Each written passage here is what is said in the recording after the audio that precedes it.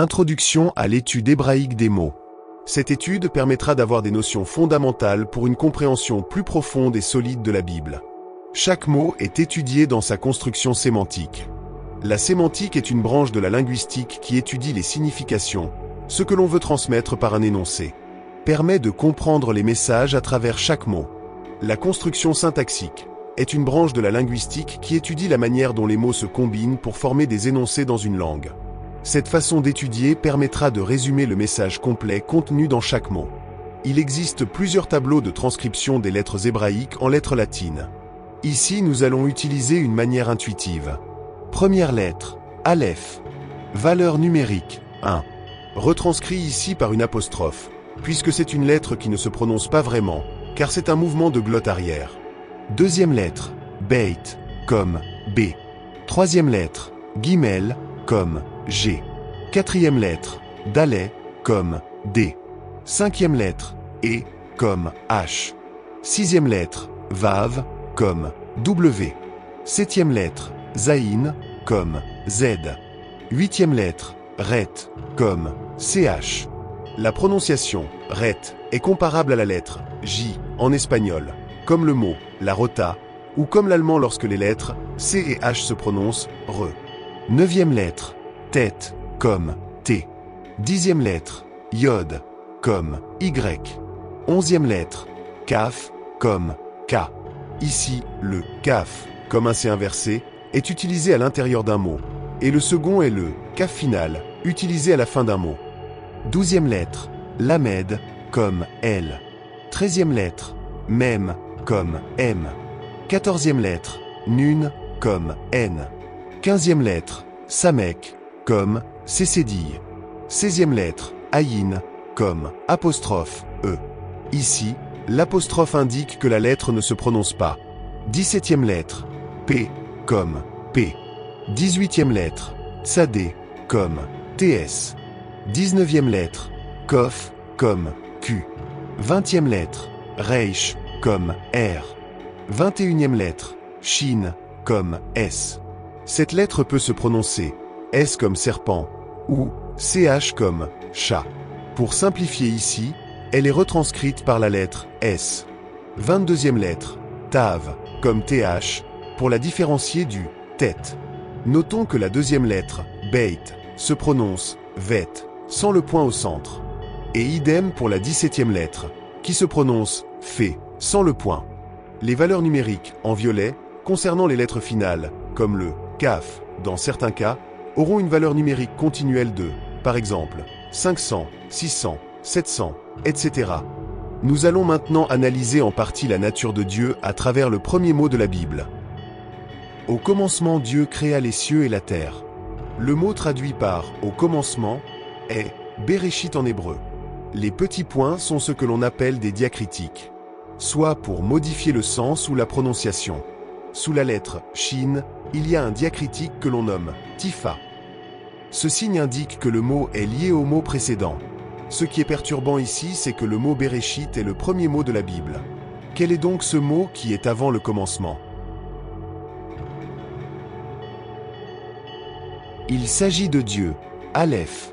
Ce diacritique est une invitation à aller chercher l'invisible, celui qui ne se voit pas, car il est la cause de toute chose. La lettre Aleph est composée de 3 lettres. Un yod en haut et un yod en bas.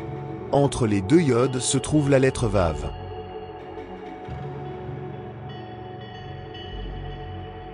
La lettre Yod désigne principalement la main de Dieu qui est Christ. Elle est la plus petite lettre de l'alphabet hébreu, et par elle nous pouvons dessiner toutes les autres. Cette lettre est la seule qui ne touche pas le bas de ligne. Elle est comme suspendue, céleste.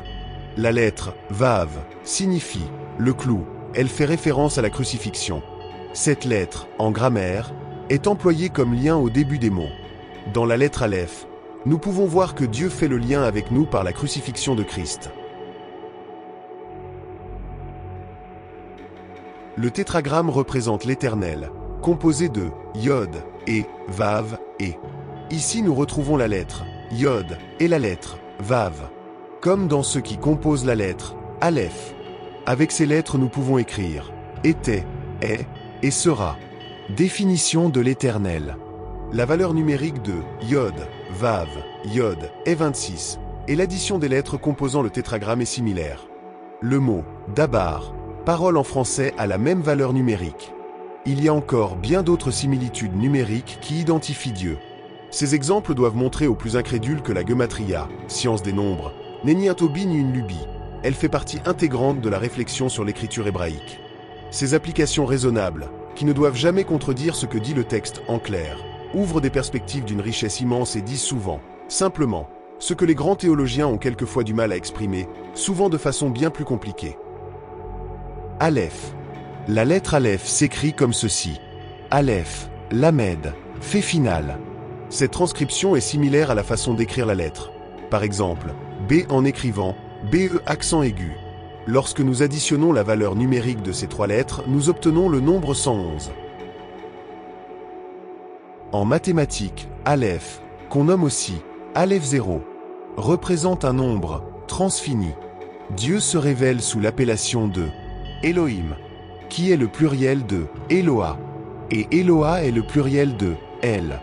El est un singulier, Eloah est un pluriel, donc qui a au moins une valeur de 2, et Elohim est le pluriel de Eloah, donc qui a une valeur au minimum de 3. Tous les passages qui emploient le mot Elohim pour désigner Dieu utilisent un verbe conjugué à la troisième personne du singulier. Exemple. Genèse 1, 1. Au commencement, Dieu créa les cieux et la terre. Bereshit bara Elohim et Hashamayim ve'et haaretz. Le verbe créer, bara, est à la troisième personne du singulier. Il y a une seule exception quant à l'emploi du singulier qui se trouve dans le passage suivant. Puis Dieu dit, faisons l'homme à notre image, selon notre ressemblance, et qu'il domine sur les poissons de la mer, sur les oiseaux du ciel, sur le bétail, sur toute la terre, et sur tous les reptiles qui rampent sur la terre. Le verbe ici, faisons, asa en hébreu, est conjugué au mode imparfait coortatif et au pluriel. C'est une conjugaison très particulière. Le coortatif, première personne, et le justif, troisième personne, se conjuguent de la même manière que l'inaccompli, imparfait, mais correspondent au subjonctif. Le subjonctif est le mode de la probabilité et de la possibilité. L'action décrite peut ou non se produire, en fonction des circonstances.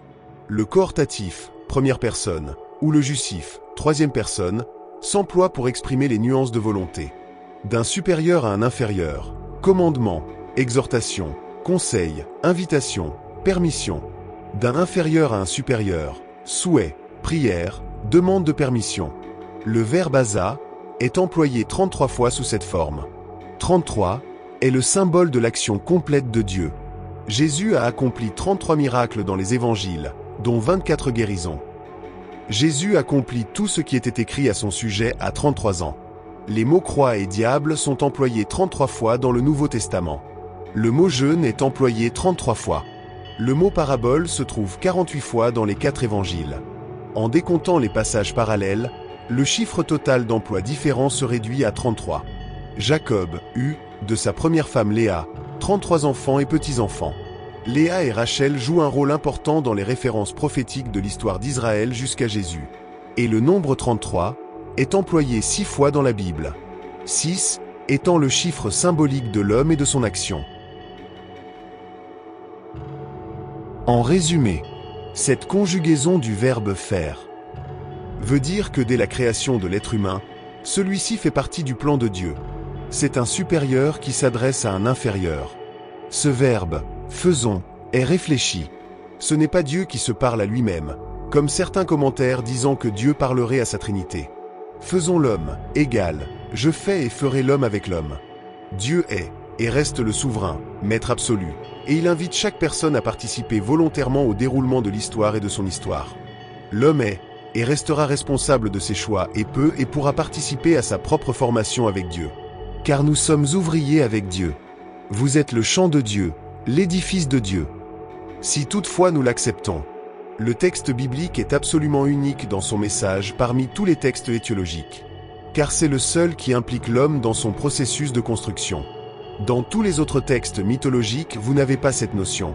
Ontologiquement, l'être humain est véritablement un être à part.